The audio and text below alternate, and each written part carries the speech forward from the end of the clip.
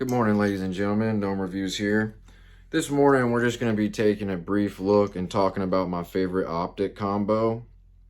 So, specifically, what we're talking about is the ScalarWorks 193 Leap mount, Leap 01 mount with the Aimpoint T2 Micro.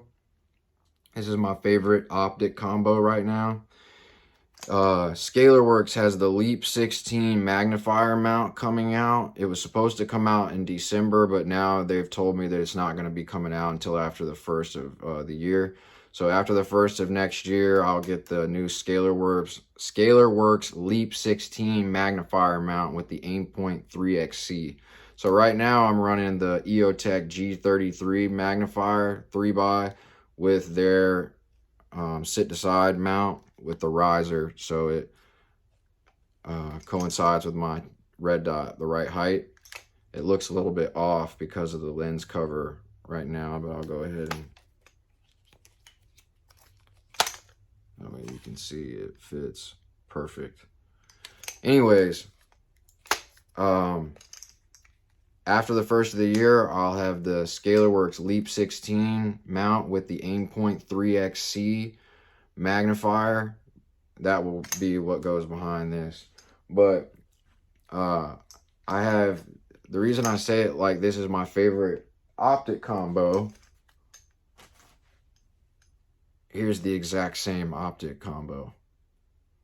ScalarWorks Leap 193 with the Aimpoint T2 Micro up top. So also I have, and so I'm going to set this down. These iron sights from ScalarWorks are the Peak 02 193 compatible iron sights. So with these, you get a lower 1/3 co-witness on your Aimpoint T2 Micro. That way, if for whatever reason the optic went down, you can use the iron sights through the lower portion of your red dot. So the reason I like this Peak 02 irons is because of how low profile. Nothing I've seen thus far sits as low and out of the way like this rear sight. It folds up and you've got the larger window, and then you can adjust it to a more precision window if you'd like. But just very well machined. It tells you 25 pounds of torque. It tells you exactly how much to torque it down. Then you've got your adjustments here that you use your thumb to go left or right for this rear post. You just put your thumb on here, and that's how you make the adjustments for windage. And then elevation is done on this front post, which it also is 25 inch-pounds of torque to tighten this down. And this is your front iron sight. Really nice setup here. You adjust the elevation right here by turning it to make it go up or down. But sorry, it's a little difficult to do while I'm holding it up like this on camera. Wrong way.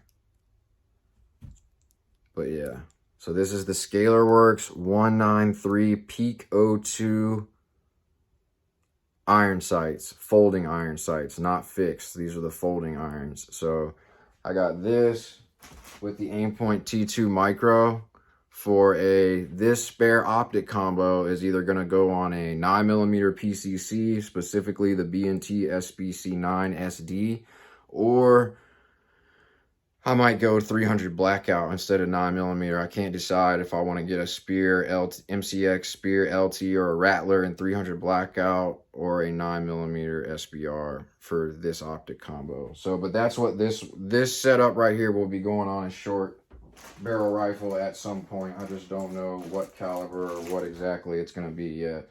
But that's all I wanted to do, was take a minute to go over this with you. This is my favorite optic combo right now. The only thing that I would really personally suggest other than the Aimpoint is the EOTech EXPS3-0. It's a holographic sight instead of an iron sight. It's night vision compatible. You can see the night vision mode button up top there. And then you've got your brightness settings right there below. The other side is where you make your adjustments on the EOTech. So you got your elevation and then windage settings there. But it uses a different battery. The battery on the EOTech doesn't last. I mean, you can't even compare. The battery life is where the Aimpoint wins.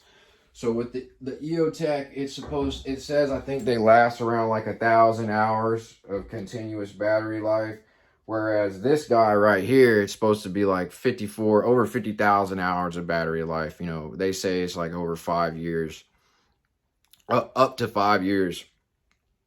I've been told that people suggest you swap your battery in your red dot once a year. I did swap this one earlier this year, but I don't plan to swap it anytime soon.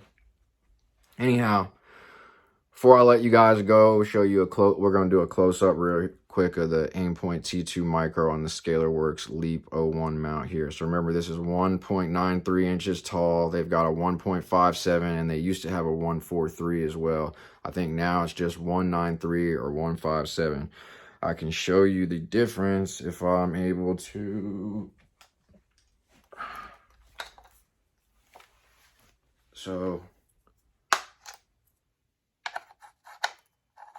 this is the 1.93.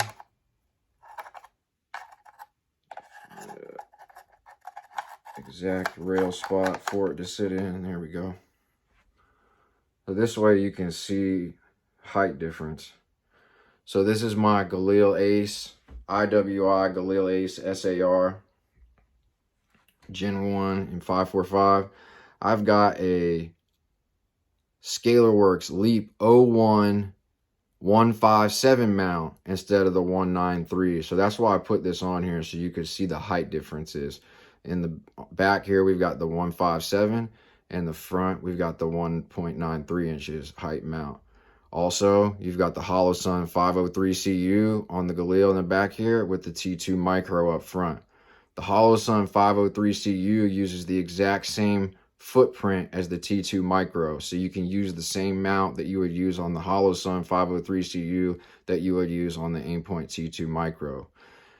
I used to have the Aimpoint T2 Micro on this 157 mount, but I decided to put the Holosun on here, and I've got the Aimpoint T2 Micro. See if I can pick it up without this falling off.